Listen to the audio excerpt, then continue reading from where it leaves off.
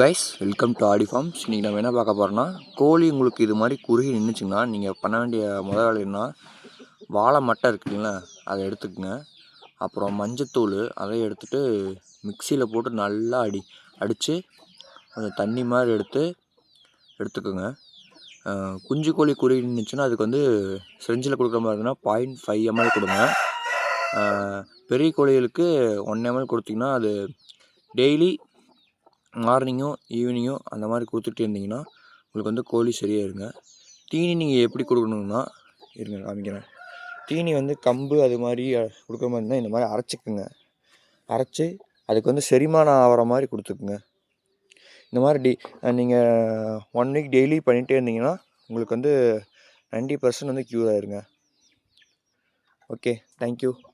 மறக்காமல் வந்து ஃபாலோ பண்ணிக்கங்க, சப்ஸ்கிரைப் பண்ணிங்க, மறக்காமல் அந்த பெல் ஐக்கானை கிளிக் பண்ணிங்க. அப்போ தான் நான் போடுற வீடியோஸ்லாம் உங்களுக்கு நோட்டிஃபிகேஷனாக வரும். மறக்காமல் உங்கள் ஃப்ரெண்ட்ஸுக்கும் ஷேர் பண்ணுங்கள்.